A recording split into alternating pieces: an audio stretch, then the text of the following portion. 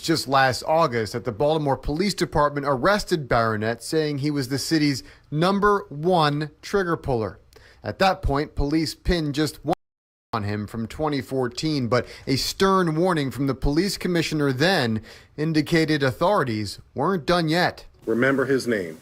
You'll hear it again very soon. This is big news. Well, today we did. Barnett and 11 other men who called themselves the Trained to Go gang were indicted 2 weeks ago. Unsealed today, the indictment shows how the feds spent the last several months piecing together a more clear picture of the terror they say TTG inflicted in Baltimore for 6 years. Namely, the murders clustered in West Baltimore, but were also over east and both in the northwest and northeast. You'll see young people who have been shot, totally innocent victims who suffered. 13 members are in custody. Police are still looking for 8 more. You're on notice now. You're on our radar. You're on the state's attorney's radar. Officials also telling WJZ out of the 21 charged, 11 faced enhanced sentences for murder. It's just yet another example of how working together we can go after the worst of the worst. All alleged gang members face a mandatory 10-year minimum in prison and maximum life sentences. A 22-year-old man is dead after a double shooting in Baltimore earlier tonight. Police say they found 2 victims in the 1900 block of Greenmount Avenue. They found a 22-year-old man and a 28-year-old man with gunshot wounds to their torsos. Baltimore, Maryland, a city that raised legends, from Thurgood Marshall to Jada Pinkett Smith, and even a young Tupac Shakur, who once walked its streets dreaming of something bigger.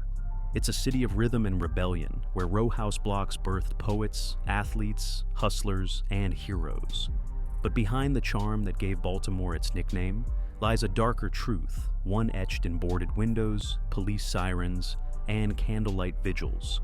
Once a booming industrial hub, Baltimore's factories, shipyards, and blue-collar jobs vanished, leaving behind poverty, addiction, and generations fighting to survive.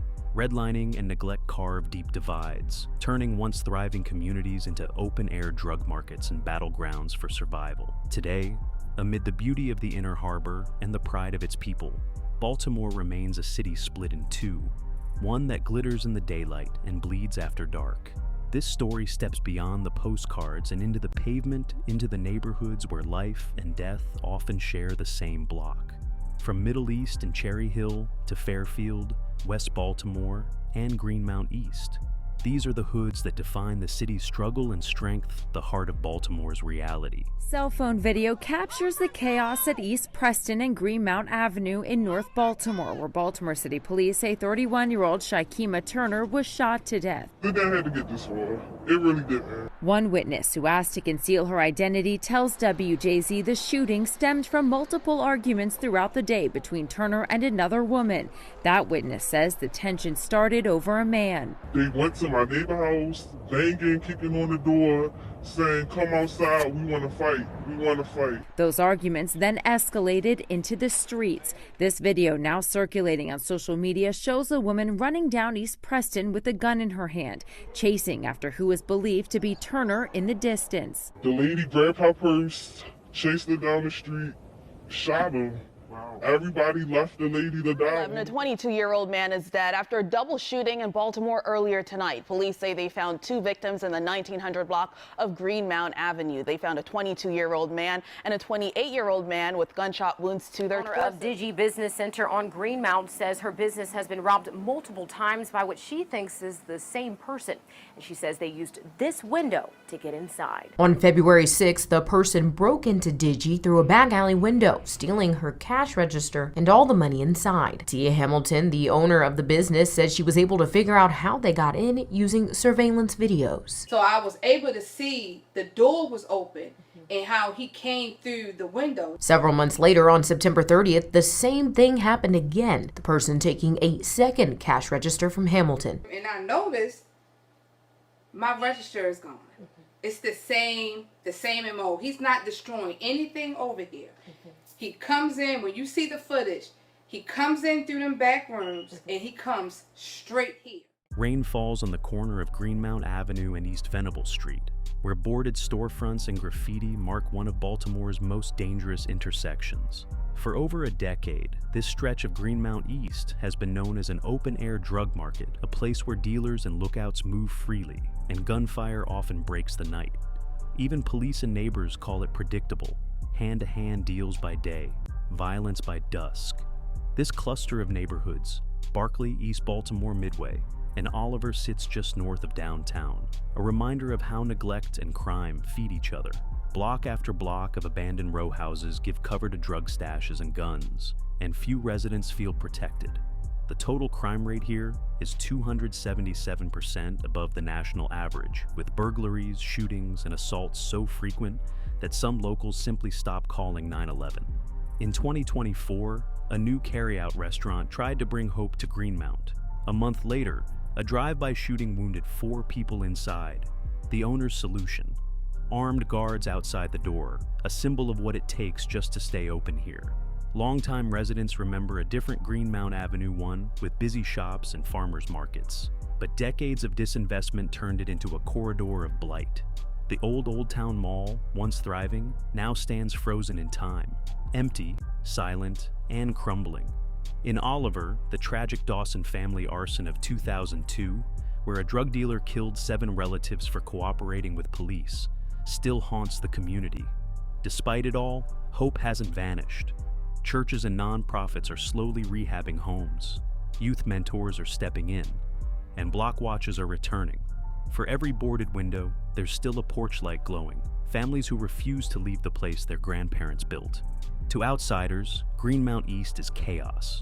To those who endure it, it's home a place worth fighting for, even as they pray each night that the next sunrise will come without gunfire. On North Avenue, near Druid Hill Avenue in West Baltimore, there's peace at this hour.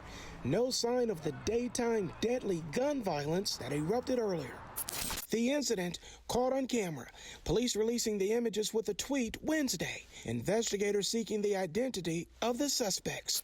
Look at them. They appear to be 2 males jumping out of a dark-colored car, both wearing black hoodies. One of them wearing yellow gloves, possibly hiding distinguished marks on his hands. Both with guns. They point the weapons down the block and open fire. The victim, 31-year-old Virgil Holland, with a gunshot wound to the head, killed about a half block away from his home. One man who lives in the area, that's why I couldn't go to the store, okay. After watching the video, saddened, then angered by what he saw. The gunfire in his community that potentially puts innocent bystanders in harm's way. It makes things worse for everybody else. Living in West Baltimore's Upton neighborhood are calling on city leaders and police to help them curb crime on their block. And for months, those living in Harlem Avenue say they have been trying to protect their properties from squatters and thieves, but they say it hasn't been enough in terms of what's taking place, even after reaching out to authorities several times. Our Janae Reese is in your corner to talk about their concerns in hopes of getting the help they're looking for. So once I found out about the history here, I was kind of sold. Aisha Nint and her neighbor Ashley says they moved their families to Harlem Avenue in Baltimore's Upton neighborhood. Baltimore City Police did share with WJZ that they were able to locate a total of 3 physical larceny reports and 1 burglary report filed so far this year. Detectives say there's additional data, but it's not immediately available.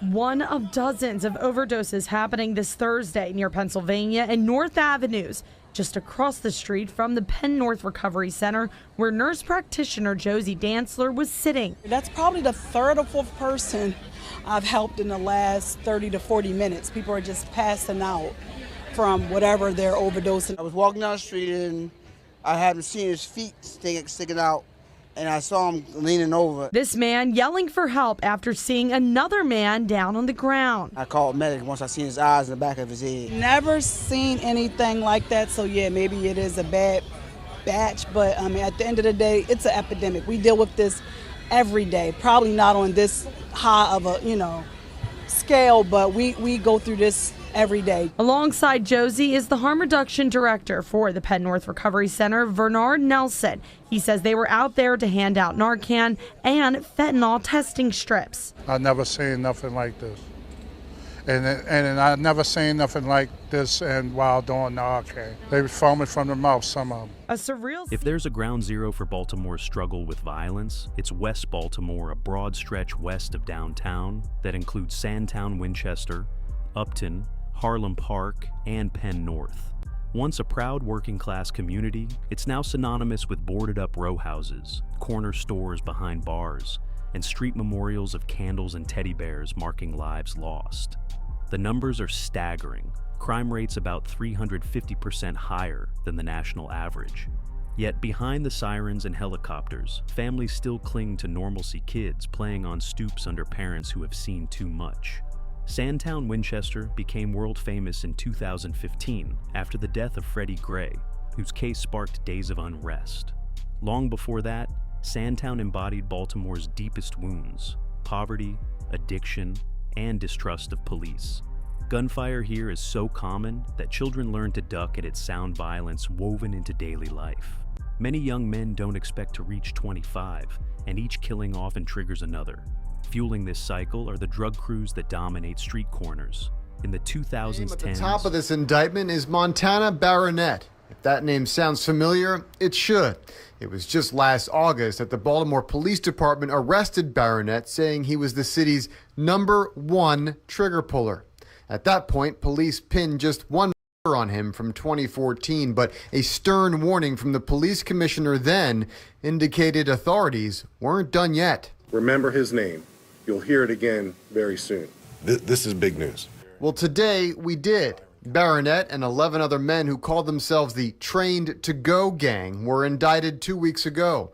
Unsealed today, the indictment shows how the feds spent the last several months piecing together a more clear picture of the terror they say TTG inflicted in Baltimore for 6 years. Namely, clustered in West Baltimore, but were also over east and both in the Northwest and Northeast districts. 10 all together, including 3 at once 2 years ago on West Fayette Street. A crew called Trained to Go, TTG, led by Montana Baronet, ruled Sandtown with fear-committing murders, shootings, and robberies in a campaign of terror. Federal prosecutors dubbed him Baltimore's #1. One trigger puller, Baronet and his crew were taken down in a 2018 RICO case, earning him a life sentence. But removing one gang didn't end the violence, it only made room for others. Still, West Baltimore is more than crime scenes and headlines. It's the heart of the wire, but also home to resilient residents who refuse to give up. After Freddie Gray's death, federal oversight of the police brought small reforms. Community leaders, churches, and youth mentors keep pushing for change. Murals reading "West Baltimore Strong" cover cracked walls, serving as reminders that this city still believes in better days. West Baltimore's story isn't just tragedy, it's defiance. For every bullet fired, there's someone planting a seed, rebuilding, or mentoring a child. The streets may be dark, but the will to survive burns brighter than ever. If any place in Baltimore feels truly forgotten, it's Fairfield. Tucked along the industrial southern tip of the city near the harbor, Fairfield is less a traditional neighborhood and more a ghost town.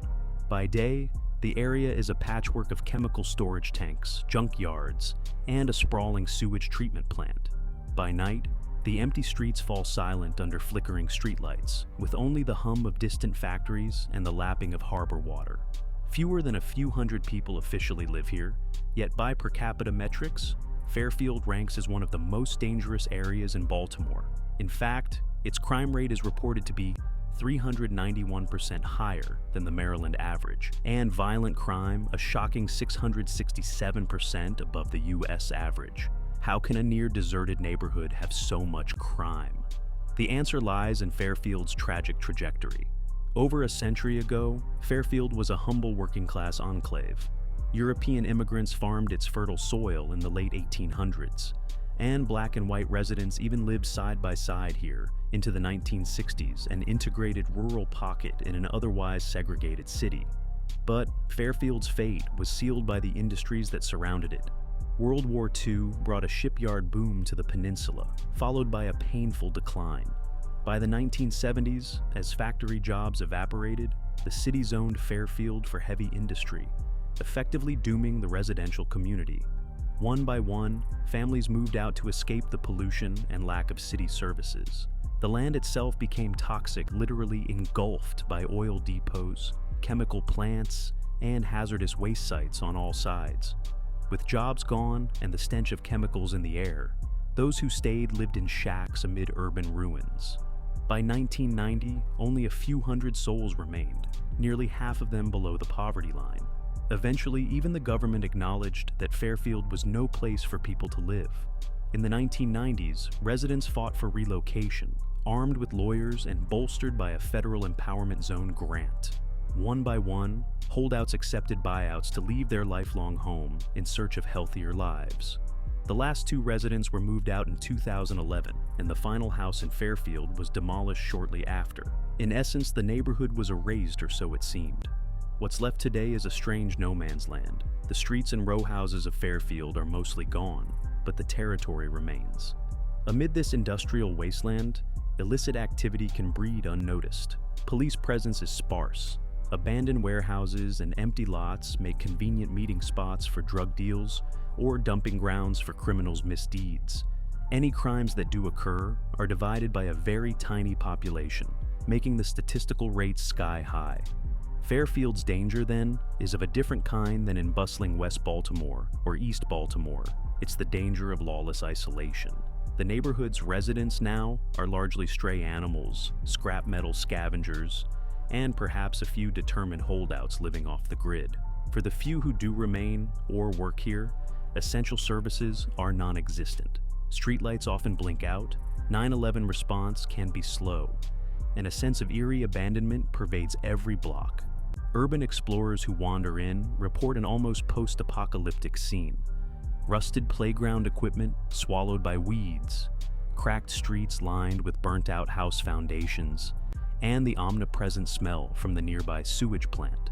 In daylight, you might catch distant views of the city skyline across the water, but come dusk, Fairfield feels cut off from Baltimore entirely. It is a place the city tried to forget and largely succeeded. Yet its story is a haunting reminder of what happens when a community dies. Even in its emptiness, Fairfield manages to rank among Baltimore's most dangerous places, proof that sometimes the scariest neighborhood is the one that's almost not there at all.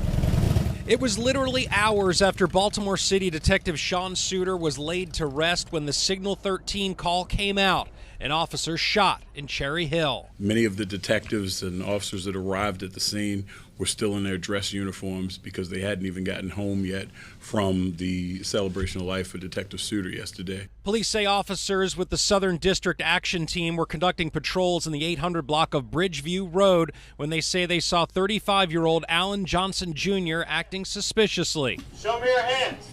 The officers approached Johnson Jr., who they say was armed with a .40 caliber handgun. There was a struggle, and an officer was shot in the hand. These things happen very, very quickly. It's a matter of seconds. It's a violent struggle, and thank God we're not talking about planning another police funeral. Because of the confusion, another officer decided to use his taser on Johnson Jr. rather than shoot him.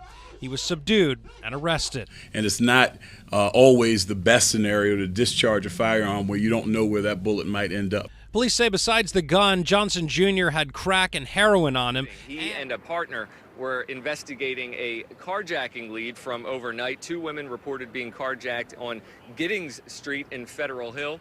Last night they were fine, but about a half an hour later the car was seen on CCTV video in Cherry Hill. The 2 plainclothes detectives checked it out, confronted the suspect. At least one of those suspects opened fire, wounding that detective. Police say there were no return fire, but they were looking in that Cherry Hill area based on some other events that have happened there recently. They know based on recent patterns and trends that carjacked vehicles have been taken to this area after carjackings. Well, new tonight, city police say an 11-year-old boy is hospitalized after being shot earlier tonight. They say just before 6 o'clock, officers were called to the intersection of Round Road and Siegel Avenue for a report of a shooting. When officers arrived, they found a 34-year-old woman with a gunshot wound to her upper body. And the 11-year-old boy, both were taken to the hospital. It was determined later that the boy had been shot at least once. A man will be sentenced to death in the death of a 1-year-old. Cornell Harvey was found guilty of murder. He apparently opened fire on a car in Cherry Hill back in May of 2013, killing 1-year-old Carter Scott and seriously injuring the boy's father.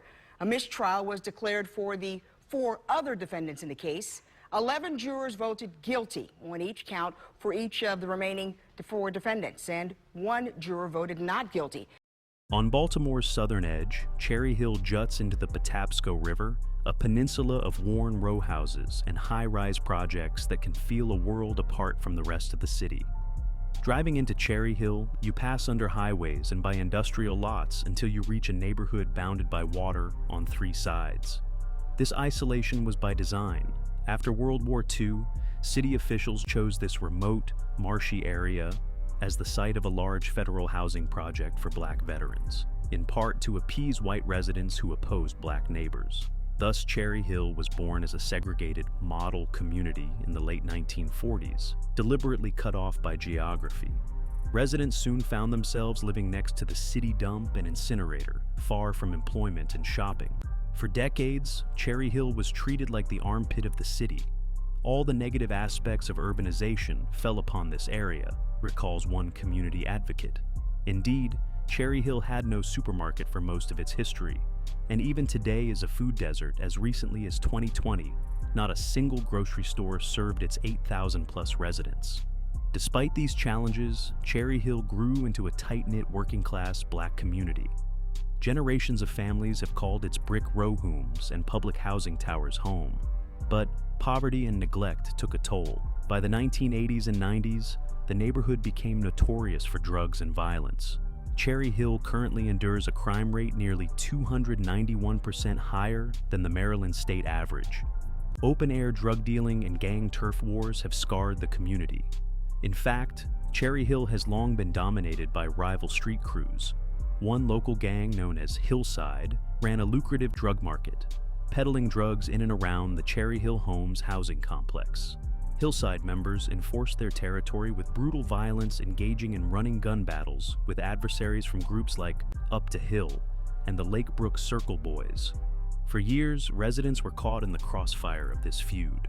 Murders, shootings, and retaliations became tragically routine. The gang warfare in Cherry Hill grew so intense that federal authorities stepped in. Crime. According to the indictment, back in early 2002, the Hillside Enterprise distributed crack, heroin, oxycodone, and marijuana, mostly here in the Cherry Hill Town Center shopping area, as well as other parts of West and Southwest Baltimore.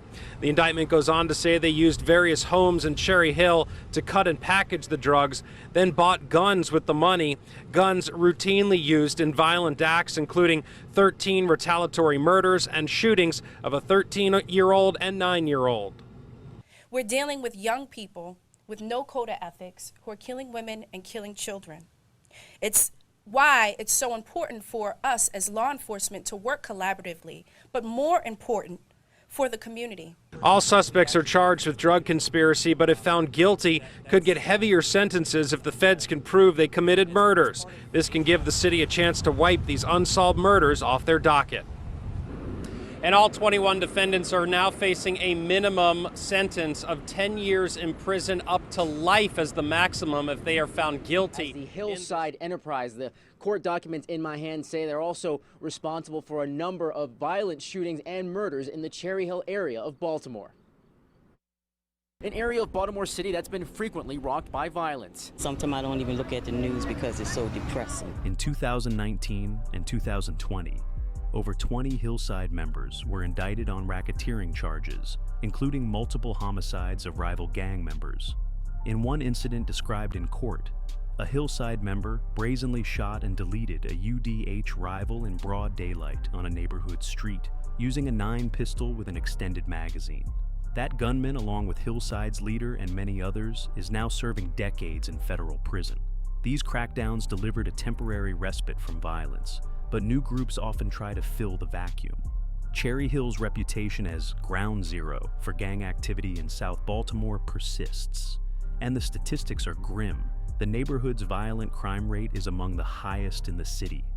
Many families here live below the poverty line, with the average home value around just $74,000, a stark indicator of disinvestment. Yet, in the face of adversity, Cherry Hill's community shows resilience. Churches and local organizations have long worked to uplift residents. The neighborhood was one of the first in Baltimore to embrace Safe Streets, a violence interruption program that hires ex-offenders as outreach workers to mediate conflicts. Heartbreakingly, in July 2021, Cherry Hill's Safe Streets team suffered a devastating blow when one of its respected outreach workers, 44-year-old Kenyell Wilson, was fatally shot in the neighborhood he was striving to protect. His demise underscored the perils faced by those trying to stem the bloodshed. Still, community leaders refused to give up. During the COVID-19 pandemic, a small band of Cherry Hill residents formed the Cherry Hill Crisis Response Team to combat not violence, but hunger. Isolated and with few stores, Cherry Hill was at risk of going hungry during lockdowns. These volunteers mobilized food drives and delivered thousands of meals to neighbors in need. Their success and Cherry Hill's survival through decades of hardship speaks to a fierce community spirit. Cherry Hill may be besieged by violence and neglect, but it is not defined solely by them. It remains at its heart a community on the cusp of hope, determined that its next chapter will be brighter than its past. On a quiet evening in East Baltimore's Middle East neighborhood, the glow of Johns Hopkins Hospital's towering complex looms just blocks away. The irony is palpable. In the literal shadow of one of the world's leading hospitals lies a community where dilapidated rowhouses and vacant lots dominate the landscape. This area of roughly 7,000 residents holds a grim title: the most dangerous neighborhood in Baltimore, with a staggering crime rate of 10,945 incidents per 100,000 people, about 445% higher than the Maryland average. Gunshots echo through near-empty streets that were largely abandoned long ago, a nightly reminder of how Middle East got its notoriety. Once known as Little Bohemia for its Czech-American community, Middle East changed dramatically after the 1968 riots and ensuing white flight. By the 1970s, it had become a predominantly African-American, working-class neighborhood struggling with poverty and crime. The name Middle East actually came from residents themselves in 1978, when they appealed for city funds to address rampant urban decay. At that time, over 200 homes sat vacant. Decades later, the decay only intensified. The neighborhood was one of the hardest hit by Baltimore's post-industrial downturn. Drug epidemics swept through in the 1980s and 90s, fueling violent crime and gang activity. By 2000, Middle East was the city's second poorest neighborhood, and crime rates were double the city average. Many streets truly felt forgotten, rows of boarded windows and crumbling stoops where families once lived. The environment in Middle East can feel eerie. Boarded-up row homes stand silent, sometimes broken by the bright murals of a community garden or the stray shout of a street corner dealer. In fact, parts of Middle East were used as filming locations for HBO's crime drama, The Wire, and it's no wonder why. The show's producers found authentic backdrops in these blocks, graffiti-scrawled vacants and weedy lots that mirror the real-life drug markets and struggles of the neighborhood. Locals even have a nickname for the tract between Hopkins Hospital and nearby Bochek Park. They call it Down the Hill, a nod to the sense of being cast off below the prosperous medical campus. Yet, even in its darkest moments, Middle East has seen flickers of change. In the early 2000s, Johns Hopkins and the city undertook an ambitious and controversial redevelopment plan, leveling entire blocks to create a biotech park and new housing. This East Baltimore development initiative displaced hundreds of longtime residents, sparking outrage and charges of classist and racist gentrification. Many in the community felt a big institution was pushing them out for its own benefit. Today, new apartments and a park, branded Eager Park, have risen where crumbling homes once stood. But just steps away, pockets of extreme poverty persist. The remaining residents largely low income. African Americans continue to cope with the legacy of disinvestment. Deletions and assaults still occur at alarming rates, and violent crime here is among the highest in Baltimore. It's a place where hope battles despair daily. For now, Middle East remains a stark study in contrasts. World-class lifesavers on one corner, and on the next corner, a community still searching for its lifeline. Her story is not just one of crime, it's one of endurance. For every gunshot that echoes through its narrow alleys, there's a church bell ringing the next morning. For every boarded house, there's a mural painted in hope. These neighborhoods may top the charts for violence, but they're also filled with fighters, families, and dreamers who refuse to be erased. From the shadows of Johns Hopkins to the stoops of West Baltimore, people continue to rebuild, to mentor the youth, to hold block parties where tragedy once stood. This city bleeds, but it never bows. Because Baltimore, in all its pain and pride, is more than statistics. It's a living testament to the power of survival. No matter how dark the streets get, there's always someone in this city trying to bring back the light. 19 other defendants connected to the same robbery network were also convicted. Walton's lieutenants, Jamison Leigh Forrest and Robert Wesley Johnson, received sentences of 22 years and 8 months and 22 years respectively, while lower-level members received lesser prison terms depending on their roles. The case closed one of Southern California's largest coordinated jewelry store robbery sprees, highlighting the intersection between organized gang activity and high-value retail crime.